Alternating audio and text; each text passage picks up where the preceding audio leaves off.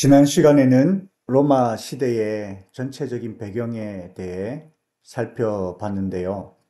오늘은 그 중에서도 신약 성경 초반부에 등장하는 아주 중요한 인물을 만나보겠습니다. 바로 헤롯 대왕입니다. 헤롯 대왕 하면 뭐가 제일 먼저 생각나세요?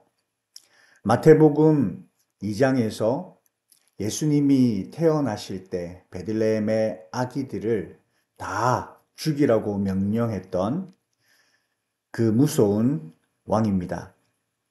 그런데 이 사람이 단순히 잔인한 폭군만은 아니었다라는 거예요. 어떤 면에서는 정말 뛰어난 왕이기도 했거든요. 그럼 헤롯 대왕에 대해 자세히 살펴보겠습니다.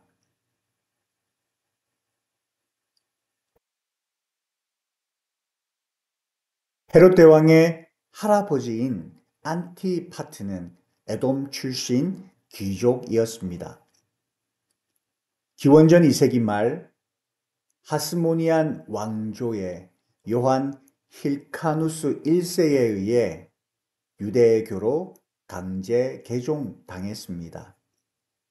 이것이 중요한 이유는 무엇일까요? 안티파트와 그의 후손들은 유대교를 믿었지만 혈통적으로는 유대인이 아닌 에돔 족속이었기 때문입니다. 이 때문에 헤롯 대왕은 왕이 된 뒤에도 정통성이 없는 이방인 왕이라는 비판을 늘 받았습니다. 이것이 바로 헤롯의 대학살 원인과 성전 건축의 배경이 되었다는 점을 기억해 두시길 바랍니다.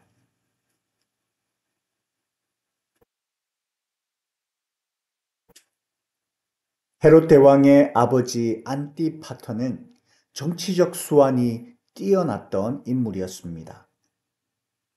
로마와 하스모니안 왕조 사이에서 세력을 키워 나갔습니다.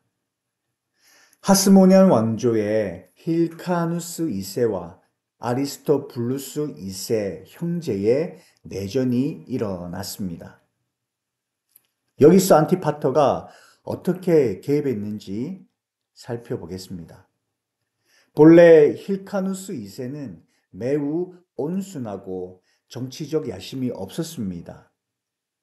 스스로 동생 아리스토블루스 2세에게 맞설 생각이 거의 없었고 자리를 양보할 수도 있었던 인물입니다.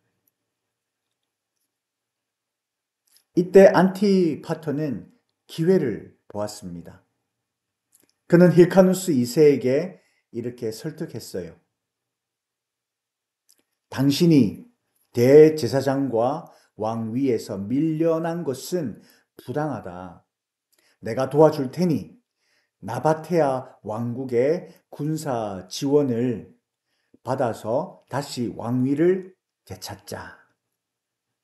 힐카누스는 원래 성격상 크게 나서지 않았겠지만 안티파터의 조언과 압박에 따라 움직였고 결국 나바테아 군대 5만 명을 끌어들여 아리스토블루스와 전쟁을 벌였습니다. 생각해 보세요.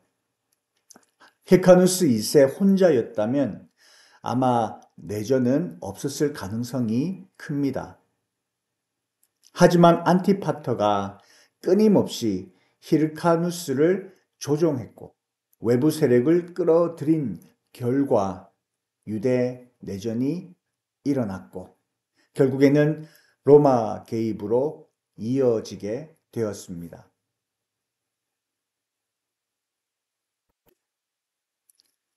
결국 아리스토블루스는 패배하고 힐카누스는 대제사장직만 유지한 채 사실상 권력을 빼앗겼던 겁니다. 안티파터의 의도는 분명했습니다. 힐카누스를 꼭두각시로 세워 자신이 실권을 잡으려 했던 것이죠. 그 결과 유대는 로마의 영향권에 들어가게 되었고 안티파터 가문이 세력을 확립하는 계기가 되었습니다. 안티파터는 유대 민족 내부의 갈등을 로마와 외세 의존으로 해결하려 했습니다. 이로 인해 유대의 독립은 사실상 끝났고 신약 시대에 이르기까지 로마의 지배와 헤롯 가문 통치가 이어지게 되었습니다. 따라서 예수님 당시 사람들이 진짜 우리의 왕 다윗의 자손 메시아를 더 강하게 기다리게 된 것도 이 사건과 깊은 관련이 있습니다. 헤롯 대왕이 왕위에 오른 후 가장 큰 과제는 무엇이었을까요? 바로 정통성 확보였습니다. 에돔 출신인 그에게는 유대 민족의 인정이 절실했거든요.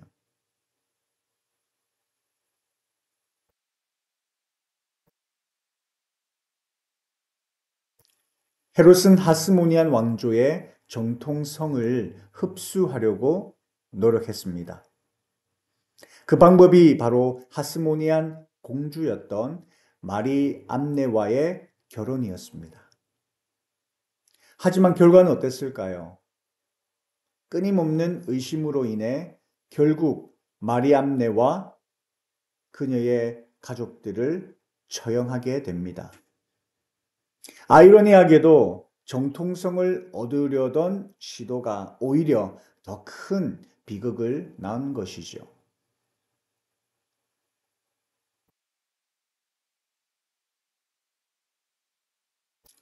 여기서 잠깐 헤롯이 왕이 되기 전 벌어진 중요한 사건을 살펴봅니다. 안티고누스 2세라는 인물을 아시나요? 안티고누스 2세가 누구였냐면 하스모니안 왕조의 마지막 후손이었어요. 바로 아리스토블루스 2세의 아들이었습니다. 유대인들 입장에서는 정통 유대 왕조의 계승자였습니다.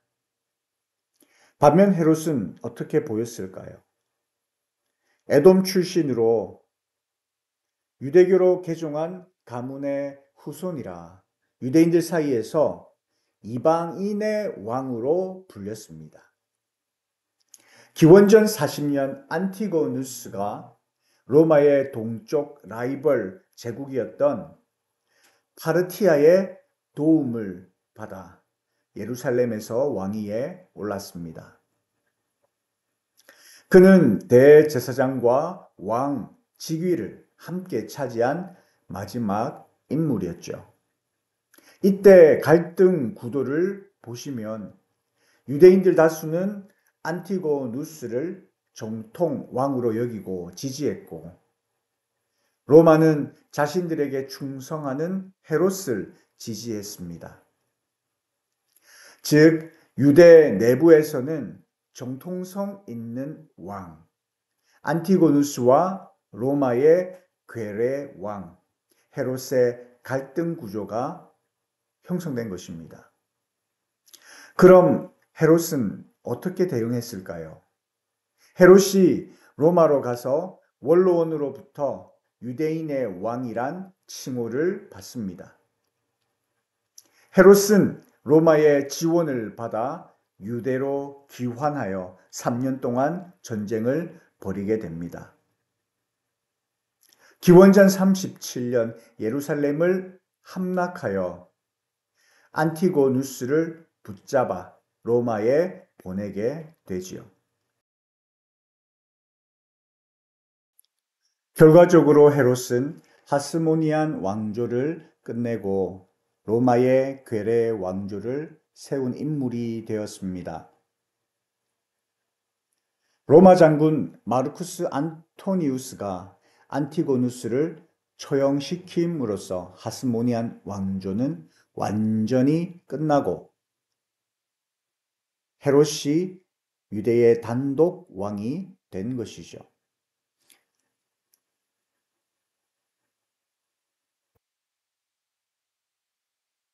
헤롯의 정치적 생존 비결은 무엇이었을까요? 바로 로마와의 동맹이었습니다. 그런데 이 동맹이 어떻게 형성되었는지 살펴보겠습니다. 헤롯이 본격적으로 정치 무대에 오르기 전에 그의 아버지 안티파터가 율리우스 가이사르와 긴밀한 관계를 맺었습니다. 기원전 47년 가이사르가 이집트 원정 중에 어려움을 처했을 그때 안티파터가 군사적 지원과 외교적 도움을 제공했습니다. 가이사르는 이에 대한 보답으로 안티파터를 유대의 집정관으로 임명했습니다. 가이사르가 암살된 뒤 로마는 제2차 삼두 정치 체제로 들어갑니다. 동방을 담당한 인물이 바로 마르쿠스 안토니우스였고 유대 지역은 자연스럽게 안토니우스의 영향권에 들어갔습니다. 헤롯은 안토니우스와 친밀한 관계를 맺었고 기원전 40년 파르티아가 유대를 침략해 안티고누스 2세를 왕으로 세우자 헤롯은 로마로 도망가게 된 것입니다. 로마 원로원은 안토니우스의 지원으로 헤롯을 유대인의 왕으로 공식 임명을 하게 되었던 거죠. 기원전 31년 악티움 해전에서 안토니우스가 옥타비아누스에게 패배하고 자살했습니다. 안토니우스의 측근이었던 헤롯은 위기에 빠졌지만 어떻게 대응했을까요? 곧바로 옥타비아누스를 찾아갑니다. 안토니우스에게 충성했던 것처럼 당신께도 충성하겠다라고 말했습니다. 결과적으로 옥타비아누스도 헤롯을 그대로 왕으로 인정했습니다. 헤롯의 정치적 생존력이 얼마나 뛰어났는지 보여주는 대목입니다.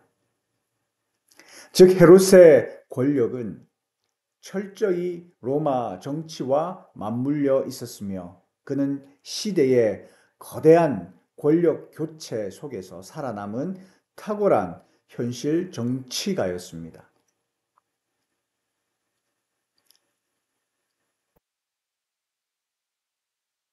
말년의 헤롯은 어떤 모습이었을까요? 극심한 편집증과 두려움에 시달렸습니다. 왕위를 위협할 수 있다고 의심되는 친족과 아들들까지 잔혹하게 숙청했죠. 당시 로마에는 이런 속담이 있었다고 합니다. 헤롯의 아들이 되기보다는 그의 돼지가 되는 것이 낫다. 얼마나 잔인했는지 알 수 있는 대목이죠. 기원전 4년 헤롯은 여리고에서 사망했고 유언장에 따라 왕국이 아들들 사이에 분할되었습니다.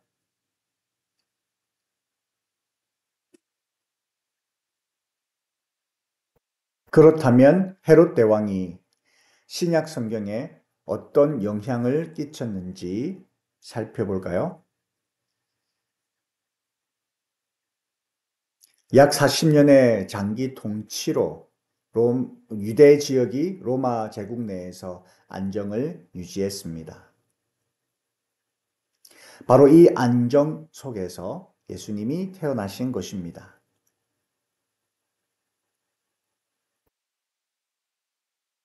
헤롯은 예루살렘 성전을 재건했습니다. 이 성전이 바로 신약에서 예수님이 활동하신 중심 무대가 되었죠. 제자들이 감탄했던 성전과 예수님의 가르침과 사건들이 이루어진 바로 그 장소가 헤롯이 지은 성전이었습니다.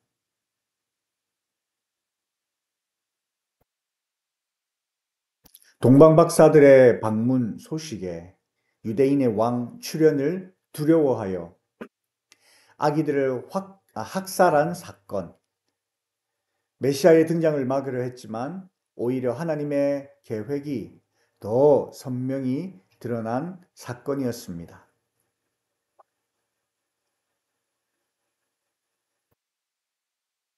로마와 이두메 출신 헤롯 왕조에 대한 불만이 진짜 유대인의 왕 메시아에 대한 기대를 증폭시켰습니다. 이는 복음이 선포되는 중요한 배경이 되었죠. 헤롯 대왕을 한마디로 정의하기는 어렵습니다. 그는 정치적 수완가이자 건축왕이었지만 동시에 잔혹한 폭군이었습니다. 유대인들은 그를 우리의 왕으로 인정하지 않았습니다만 아이러니하게도 역사의 무대는 그의 손을 통해 준비되었습니다. 하나님의 섭리를 보면 헤롯이 지은 성전에서 예수님이 가르치셨고 그의 정치적 안정기 속에서 복음이 뿌려졌으며 그의 학살 사건조차 하나님의 구원 계획을 막지 못했습니다. 이것이 바로 하나님께서 역사를 주관하신다는 증거가 아닐까요? 인간의 계획과 야망을 통해서도 하나님의 뜻이 이루어지는 놀라운 섭리를 헤롯 대왕의 생애를 통해 확인할 수 있습니다. 다음 시간에는 헤롯 대왕 이후 분할된 왕국과 그의 후계자들에 대해 살펴보겠습니다.